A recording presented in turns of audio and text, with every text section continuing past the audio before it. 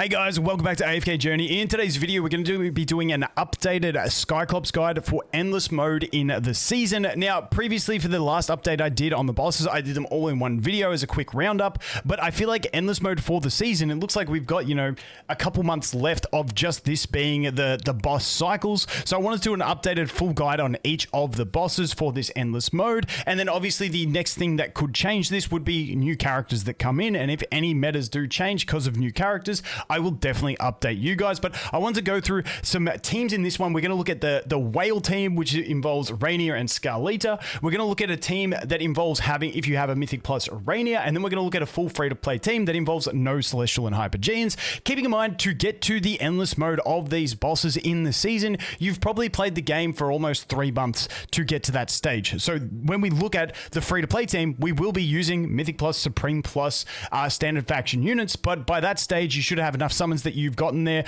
unless you've been absolutely giga shafted on luck. So once again, hopefully the final team is going to be the most relatable. I'll leave timestamps to the different teams if you want to have a look at the run-throughs. But what we're going to do first is go through the whale team to get a baseline damage, and then we can check from there. You can see all of the characters here are level 470. That we do have some that we could make level 480, but we're using them all at the same level just to get a good even test across the teams. But once again, you focus your level ups on the character who is dealing the most damage, obviously, if you get some leveled above others. Now, massive shout out goes to Antilla from Pridewin for letting me on his account to do this. Now, Pridewin also, this is where we're getting this team from with this whale team. Massive shout out for them for this. Also to AFK Analytica, who are working closely with them to help develop some of these teams. So Analytica is there as well. So go show them some love. I'll leave a link to Analytica's website and their Discord in the description as well. If you are looking for the previous ones, I did go through a video going through all of the bosses for progression through the season until Endless Mode. But if you want to, you can come over here to Pridewin as well. They do have some there as well. And also Analytica, if we go into the Journey Dream Realm, they also have the Dream Realm updated here for different teams and stuff like that. So you can go over to these ones. And this is the pre-Endless Mode in the season. So this would be the guide you would be looking at if you are before the Endless Mode as well. So once again, we're going to jump in here, and massive shout out to the Analytica Discord and stuff like that. You can see this one was Anna from Analytica came up with this team. But once again, we are looking at the Endless Mode team. So let's jump into it and let's take a look. So once again, we are going to be using this whale-based team where you do use Scarlita. Once again, free to play, I don't expect you to have this one, but I want to do a run through of this team to get ourselves a baseline damage check of what this team does. So then when we go and test the other teams, you can see the kind of damage you are losing by not having the quote unquote optimal units. But do keep in mind that RNG is a thing. So with bad RNG, if you retry a few times, you might get higher scores, etc, etc. Now we're going to jump in and start, and then I'll talk about some other units along the way. So let's go ahead and battle. Now the one thing you will see missing from these teams that you would have seen in the progression teams is Coco. Coco before Endless Mode was huge, and also Odie was huge. Once we got into the Endless Mode, the true damage really started to shine again, and Coco wasn't needed because the damage output isn't that high. Now, if your characters are a little lower ascension because you've had horrible luck, you can put Coco in here if you are struggling for survival. What you will see from this team, and through all the teams that we go, we maybe lose one character on the final ultimate from the boss, which isn't enough to warrant sacrificing damage to put a Coco in at this stage. Now, what will happen in this one, in the final ult of the boss, we will get Reinier probably get nuked. You can see on that ult, he got pretty low. The next ult, he should survive, and then he will finally get nuked on one. And that is what we're going to be looking at. Trying to, survival not being the biggest issue, but once again, depending on your investment, on your exclusives. Oh, okay, so Reinier died on that one. So that's probably the second last ult, but it doesn't really matter because Reinier can die. He is that lower ascension, which does affect him. As you can see, the rest, we're not too bad. Scarlita finally going down there. We have ramped up the damage pretty hard, so we're at 32.3. That is our baseline damage test for this one. The previous time I did it was 32.6, but 32.3 is a pretty good baseline for us to check it at. So 32.3, I'll just write 000. That'll do. So 32.3, 32 billion, 300 million. That's where I'm going to round it to. I'm not going to do exact numbers.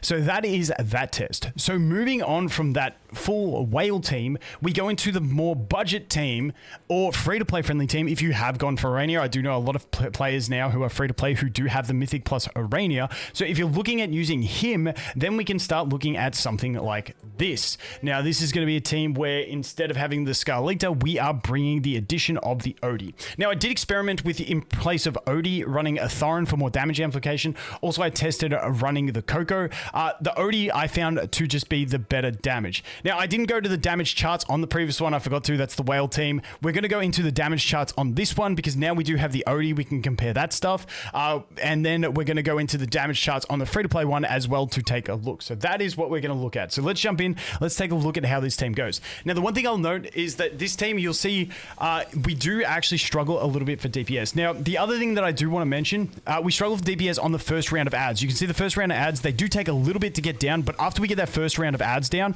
it does go a lot smoother after that, because you can see we are costing ourselves a good chunk of time on these ones, which does feel painful, but then once you start rolling with the damage, it's not too bad. Now, I'm just going to hide my head for a sec. Once again, we are using the beast artifact. I just call it the beast one because it gives you all the different beasts. Now, you can definitely try using other artifacts, the haste artifact, for instance.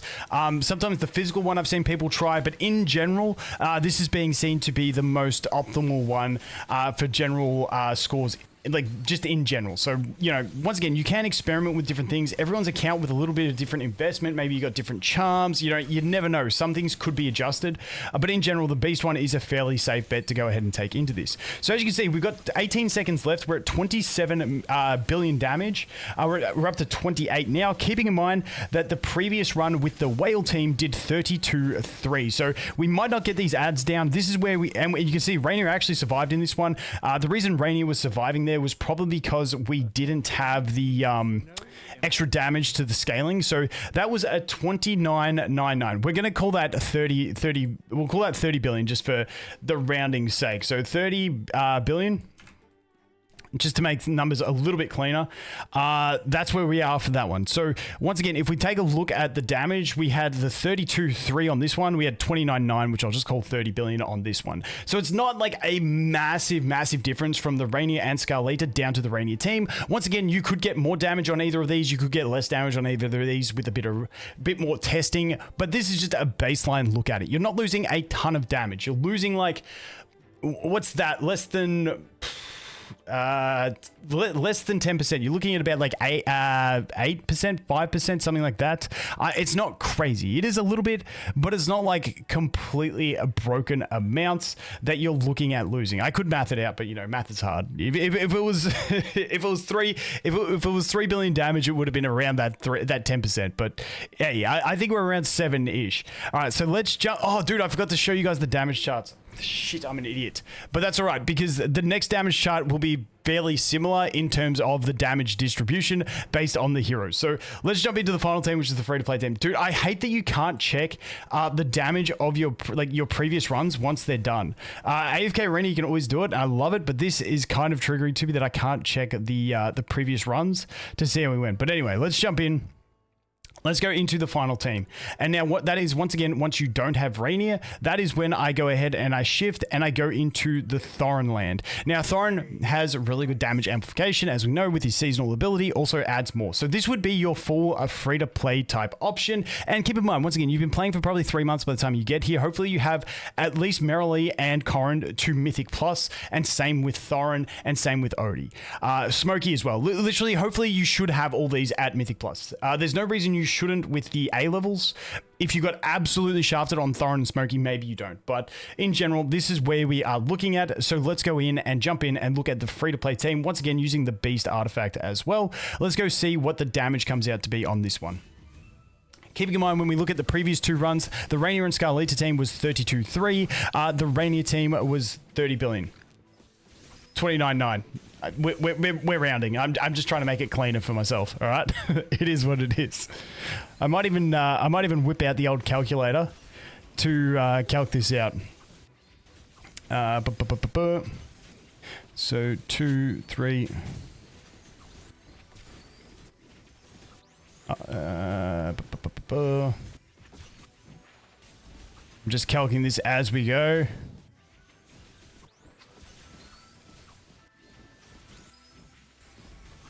Yeah, so the difference between these two runs is 7.12%. So that is your total difference there, which isn't too bad. Like, it's not like a massive loss for not having the Scarlata. Unfortunately, we lost Smokey in this ult, which didn't happen in my last time testing. So once again, maybe that Coco is going to be a bit more clutch than we thought, but I do know we can get better scores. I did get 28-3 with this team in my previous testing, but unfortunately, we are going to get wiped here and do a lot lower. But because this is our baseline tests, we're going to just take the 27-3. Keep in mind, I did test this just before and I got 28-3 because I had that written down, but we're going to go with 27.